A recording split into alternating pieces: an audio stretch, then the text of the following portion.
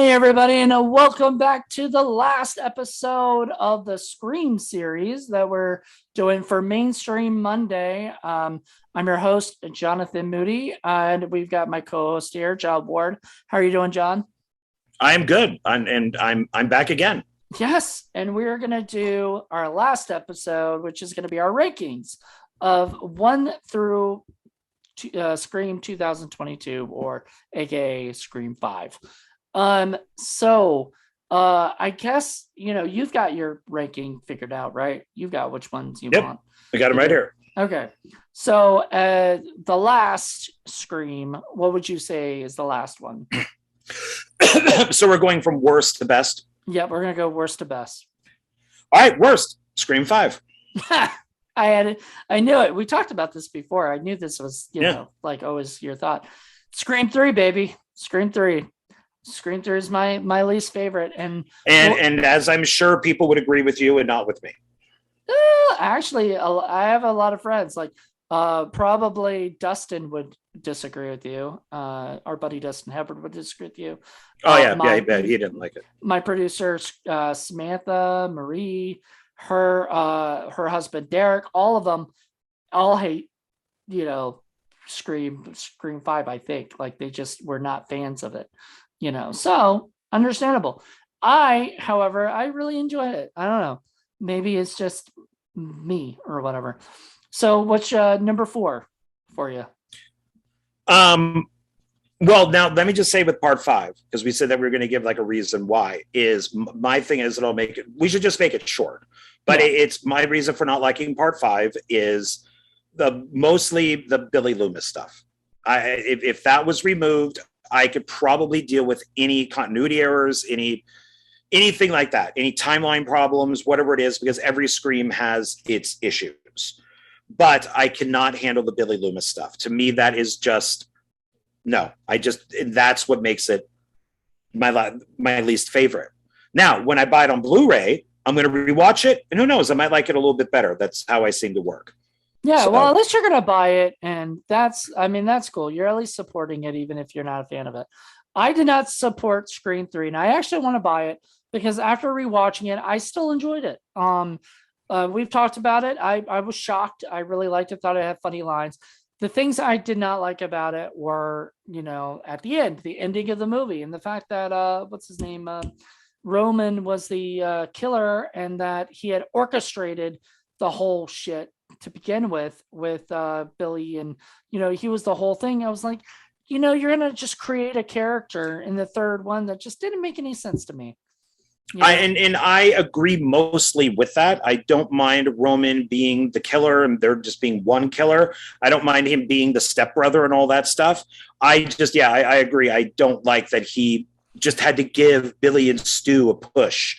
Right. I don't think that we needed that connection. And that pissed me off so much. I hated the movie after that. When I first saw it, that was the thing that just killed it for me. And we went into some really big details on part 5 and part 4 that, that we both, may not have liked or may have liked, and stuff that we disagreed with. And I'm glad we agreed with that. But then again, and I didn't mind, like I said, I don't mind him being a stepbrother, or whatever, but I just don't buy that he would get that emotionally upset like a child, that he would do that and then he would act normal, and then he wasn't a child. He wasn't acting like a child at any other time. It's just, I didn't buy it. Most people that are into the arts are kind of children, so they're childlike. Yes, I agree. Just like us, we're probably childlike, in some way or another. So whatever. But anyway, moving on. So what's your number 4? Part 3. Part 3. Okay. And mine is part 4. No, actually, nope. Oh, that's right. Mine was part 5. So it was just a step above it, but I do like Scream 4 more than Scream 5. I would hope so. So I put Scream 3 where it's at because I do like the Hollywood part of it. I like the LA part of it. I like the beginning of it. With Cotton being killed and the girlfriend. I like that. I like that it does introduce the multi-voice, thing. I like that. I like that too. yeah, all the sets and stuff, how it is Woodsboro, but on a Hollywood set. Love Lance Hendrickson. You know, it's great to see Roger Corman in there. I don't mind, like I said, Ronan being the only killer. It is a script that obviously had problems. Mhm. You know, we had talked about that in part The 3, where Columbine issues and stuff. yeah, and some of the stuff with just the writing would be, you know, the what's her face, Jenny McCarthy going into the costume room, and he just happens to be in the costume room, and he just happens to be on that rack that she's hiding Like in. he's waiting for her for that long. Like, that's Yeah, so ridiculous. it's Yeah. like, oh, it's a good thing she didn't make a left instead of a right, you know, otherwise, you know, Yeah. that type of thing. But that seems to be a consistency throughout the whole series, really. Yeah. Yeah. So it definitely has its problems. I don't like the Jay and Silent Bob. I cannot stand Courtney Cox's hair. If Jay and Silent Bob weren't in it, I Why would is still everybody probably. so obsessed with her hair? I didn't think it was that It is. bad. I think it would be better if she didn't look like a stick. She is so emaciated in that film. She is so thin. That hair makes her look like a skeleton, and it just looks bad. Now, Parker Posey, I loved. Absolutely loved Parker Posey in that film. I think she's the best thing in the whole movie. So it has more ups than downs for me. So that's why 3 is where it's at. But it's still not great. So yeah, so 5 I thought was a little bit better, or like it was definitely a little bit better than part 3, but it's still like, for the longest time. I'll let you know the whatever that later, because there's something that goes on with the rest of the other list. So yeah, it's a movie that I enjoyed. All the problems that you had did not bother me whatsoever. Even the Billy Loomis shit just did not bother me. Still won't bother me when I watch it again. I kind of like seeing Billy, you know, again and stuff. So it was kind of cool. Didn't bother me. If they gotten somebody else to play Billy, or had Luke Wilson, I mean, whatever. But if it had Luke Wilson, it would have been, I think it would have been funny. But I think that might have been the problem, is that it would have been like too confusing as to why, you know, all that. So I didn't mind it. Didn't care. I liked the girl. You hated the girl. I liked the main girl in it, Sam. I thought she was a badass. I enjoyed her. You know, you didn't think she was that badass. I don't know. Some people probably would agree with you. Some people would disagree and be like me. So it's my thing. The things I didn't like about it, we talked about, you know, and stuff. So I agreed with a lot of stuff that you said, but I so disagreed with a lot of stuff you said. So there you go. Go check out those other reviews if you haven't. Yeah, that will explain more. So now our number 3. I put Scream 2. Wow. I flipped. I originally flipped. When Scream came out and I gave my list, Scream 2 was number 2. And so it's though, but after now you rewatching stuff, it, yeah, okay. Yeah, so Scream 2 is would be the third. Right. And I don't think it's, and it's obvious. Well, I don't want to say, but I think that it's a good, tight sequel. I think that they did a good job with it. But I think the next one down, my second pick, I think it's the synergy of the film came together. Like everything from 1 to, you know, just everything fit in the next one. Okay.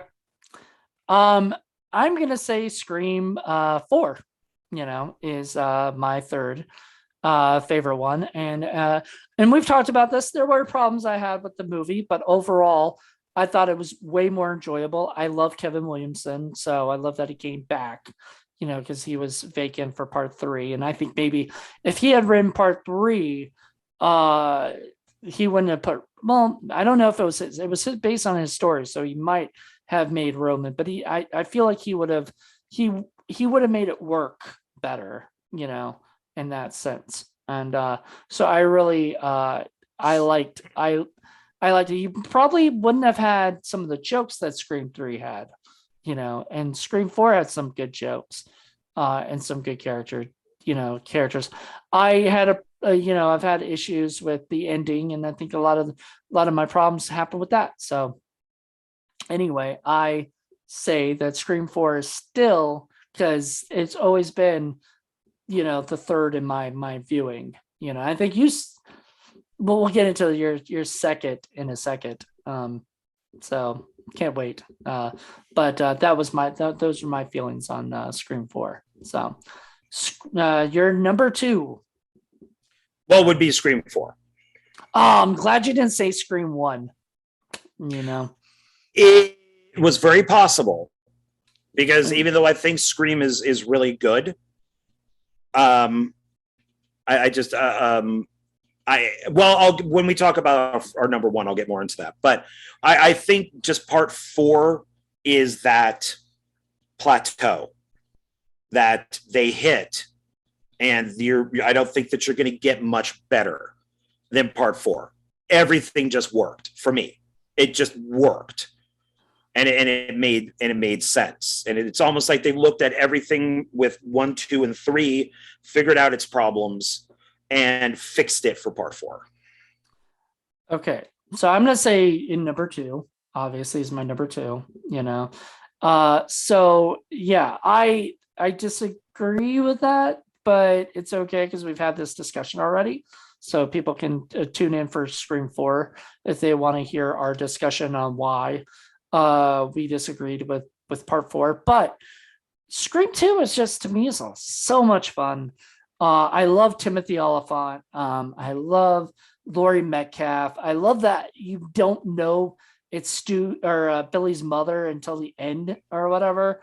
I just dug that, because I never thought for a second that would be. I just thought she was a nosy lady, and I thought maybe she could still have been a killer and not been Billy's mother, and still been, maybe obsessed with Gail so much that she wanted to make her own, whatever. And that could have been the twist, right?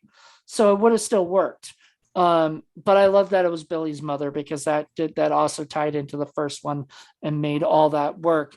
Just a lot of people have a problem with the fact that she kills Randy, in it or whatever. So, a lot of people have that problem with that. I don't.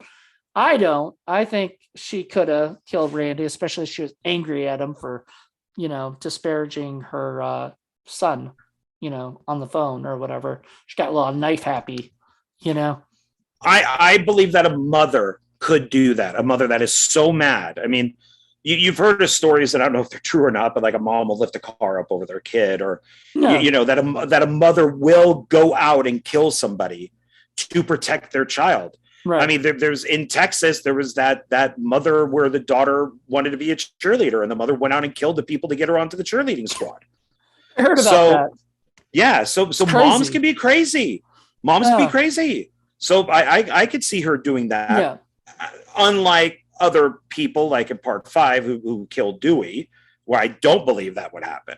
So yeah, because she didn't have enough force or whatever. Like she didn't have enough of a reason or whatever. No, he has more weight. He's taller. His length is longer. Like his arms. Plus he was a cop. You know, and they got training in self-defense and all that. So where she had none of that. I agree. So it was just, it just didn't make any sense for her to be the killer, or for the other guy to kill him, like it had to be her, right? That killed Dewey, because the other guy was there. So if they had taken him out of the equation, had him in there, and then maybe had her there, it would have made sense, that he would have killed her. But I get it. I get it. That was one of my least favorite bits. And I was okay with Dewey's death, whatever. Oh, so was I. Because I was just like, it's just like Harrison Ford dying in, Force Awakens. Just it was probably in their contract. We need to. I mean, like Harrison Ford wanted Han Solo to die in Return of the Jedi. He felt that he shouldn't have survived the carbonite freezing. Right. And so that's why he just kind of walks through the role. I mean, he's really bad in Return of the Jedi. Yeah. And so that's why why he died in in The Force Awakens is they're like, well, you're going to die. And he's like, okay, well then I'll do it. Once again, it's like For only $2 million, I'll die.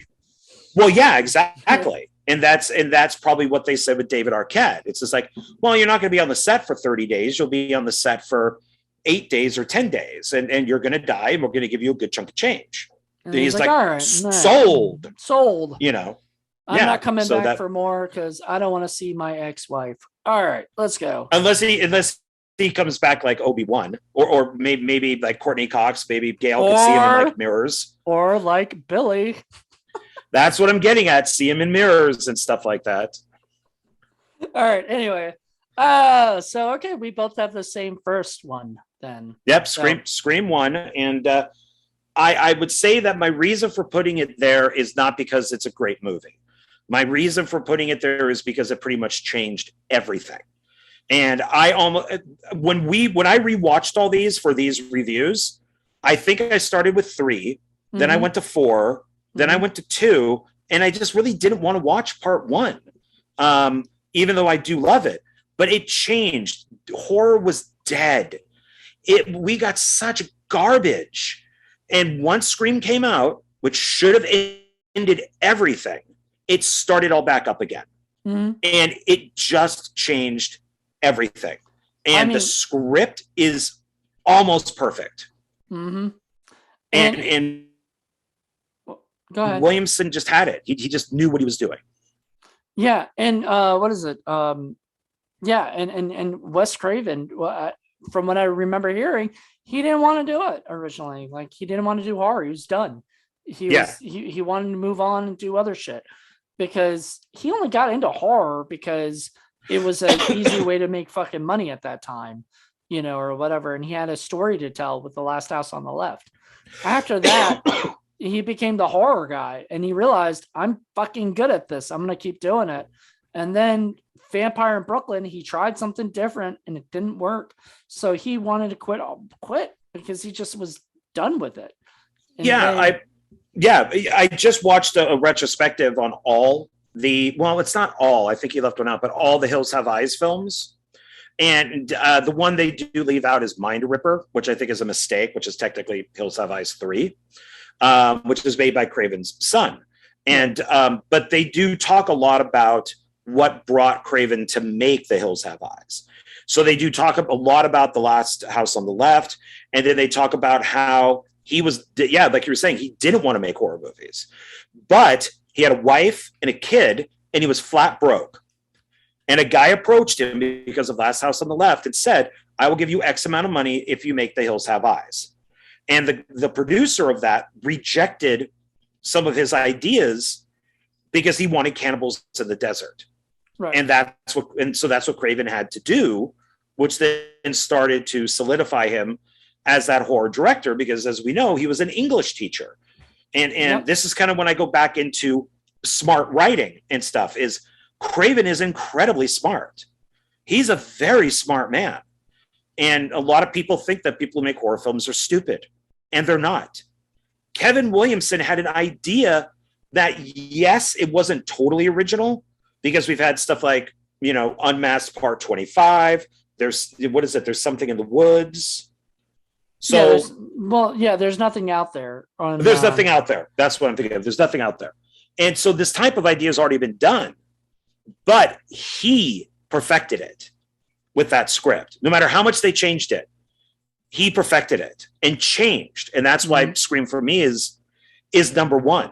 Because without Scream, we wouldn't have these films. Maybe that's a curse.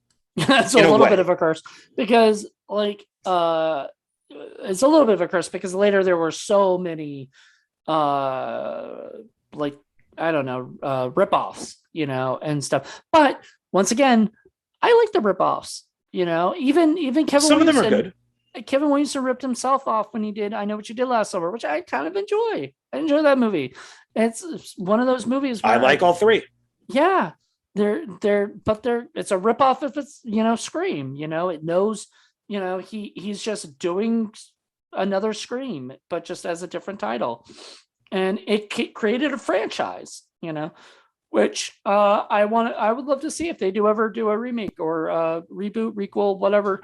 Oh wait, there was a TV show, wasn't there? They did a TV show that Yeah, bombed, didn't make I it past didn't its see first that. season, from what I understand. I didn't even see it, so that kind of goes to show you I forgot, you know. But anyway, if they do like a real movie, but Scream did. Scream had two different runs as a TV series on MTV, and I enjoyed those. It took me a little bit to get into the first one because they changed the mask, and it has nothing to do with the movies or anything. But once you kind of get used to the changes, it ended up being pretty good. And that was what, 3 seasons plus one special, and then they did the second one where they brought back the actual mask, and that was 1 season. I enjoyed those, so I thought those were pretty good. Yeah, I didn't see that. The one with the mask. That's interesting. I did not know they even came. Okay.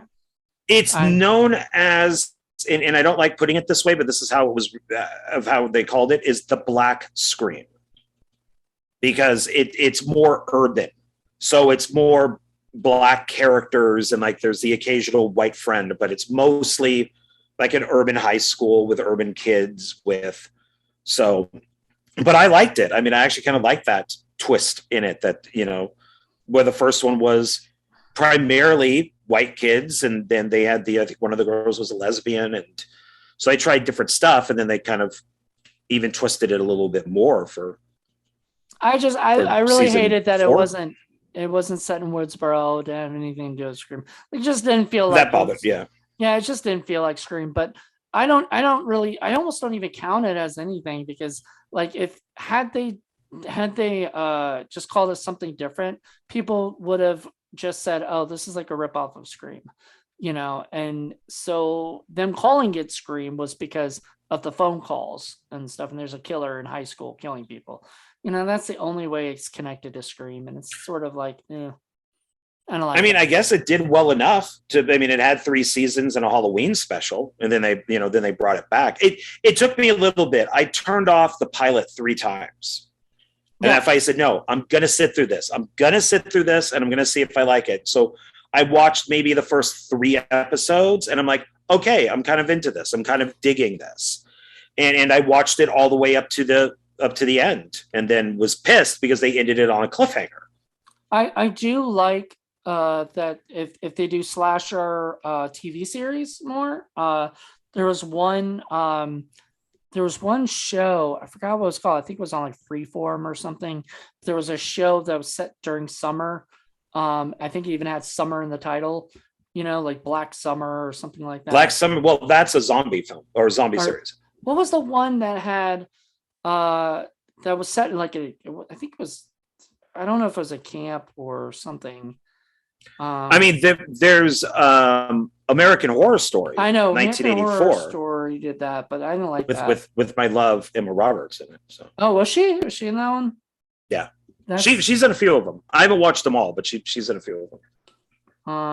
Horror camp slasher. Camp slasher TV series. I guarantee you, I know this. Once the title comes up, I'm gonna be like, yep.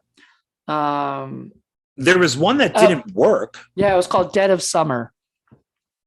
Yes, I went to watch that and then just completely ignored it. Yeah, it was another one that was like that, but like it could have been cooler. But problem is, you can't make a summer camp story, without. Well, I mean, when you have American Horror Story 1984, which is that, it does take place at a summer camp with slashers, and then Scream Queens, which also has Emma Roberts. They wanted I think season 2 to be at a summer camp, but that Dead of Summer was coming out, so they changed it to a hospital. And then I heard from Ryan Murphy, because I make it sound like I actually know him. You heard it from him, right?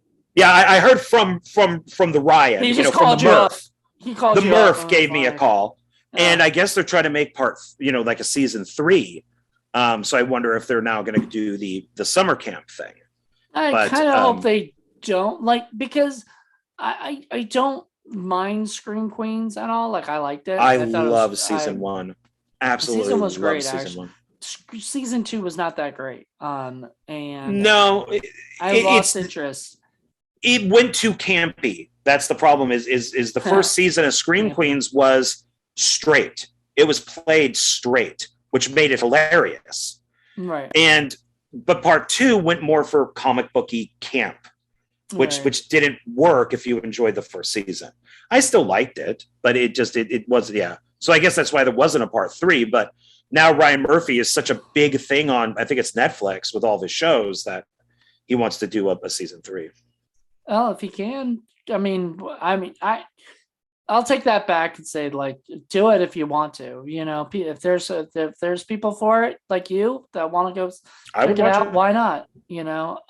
Bring back Emma Roberts and have a fun time. Yeah, bring back that core, those core actors, and that would be great. And of course, it's got Jamie Lee Curtis in it too. So would she be back though after Halloween ends? I don't know. I think she would be. She's in seasons 1 and 2 of this. I think, I just read online that she wrapped, Halloween ends. Oh, so, she wrapped her part. Okay. Cool. Yeah. So that she's done. So I think that she would come back. She seems to be, pretty good with these type of things. I think if the script was good enough, she'd probably come back. Well, there you go. Well, we talked about all 5 of the Screams plus the TV series, which I don't really kind of count that as part of, but we talked about it, at least let people know our feelings on it. I mean, like you said, it was sort of meant to be a different thing because it's in TV. It was meant to be that, I hate to say it, but their demographic is more urban, so it probably that was their thing, is like, people love Scream, and I love Scream 2 having the what is it, the camera guy, and he's just like, this is like, he doesn't die in the movie. I like that. Like, I thought that was fucking up, because he ran away, because he was the only smart one in the group. He just left until the murderers were found out. Then he's like, I'm coming back. Hey, Eddie Murphy made jokes about that in Delirious, about how white people stay in the haunted house and how black people leave. So who's the smarter of the two? Yes. Great. That's a great DVD. Yeah. I found it at the Dollar, was it not Dollar Tree? It was at Restore. So, okay. Yeah. For $1. And I was like, oh yeah. I remember that stand up, but I did not know it was on DVD. So that was awesome. So anyway, thank you so much, John, for this. Let's let everybody know that the next week we will be doing more reviews for Mainstream Monday, but I guess we're gonna just be doing random movies. We might do franchises again, but right now we're gonna do, I think our next one is The Faculty, if I'm correct. Is that what I think we agreed on that? We had discussed, Faculty and one other that were Kevin Williamson, Wes Craven oriented. So I don't want to say what it is. I don't know if you're trying to keep it a secret, so I won't say what it is. But Faculty was one that we discussed. There's 2 other ones I think we also discussed. So it'll be fun. It'll be a fun, thing of going down this. I think it's a Kevin Williamson rabbit hole. So guy's very talented. So he is, and we still love him. Like, I mean, I will say, like, even if I didn't like, I had issues with part 4 sometimes, I still think Kevin Williamson is a better writer than Aaron Kruger guy, Aaron Kruger or whatever. I think he's a better writer, but that's my opinion. He is, but I think I'd mentioned this on part 3, is I don't think that they got a bad guy to do it. Right. I think that he was thrown into a situation and that he tried to do the best he could. And it's obviously a studio run movie now. Right. So he did the best that he could with it. And so, so I don't criticize him for that at all. Oh, no. I just think I think honestly, given, and I don't think Aaron Kruger's a terrible writer at all. I think he's a great writer. He's written some good stuff. Yeah. The Ring is by far one of my favorite, Japanese remakes, American remakes, or whatever. J horror. Yeah, I love it. So thank you guys for checking this out. Join us next week for another Mainstream Monday where we'll be discussing the faculty. So There we go. let's find out I don't know what John's feelings are on this. I think, but I think we might be agreeing more, but it'll give me a chance to rewatch it. So I'm excited. Oh, I definitely have to rewatch it. I have it on Blu-ray, so I'll have to rewatch it. I don't think I have it on Blu-ray. Maybe I'll have to buy it on Blu-ray. Echo Bridge. I believe it came out from Echo Bridge. Echo Bridge? I think so. Wow. Okay. Yeah, they buy up a lot of Miramax stuff. A lot of Dimension material. But all right. Well, thank you so much, John, and join us next week. Of course. Everybody. Thank you. Bye. Bye.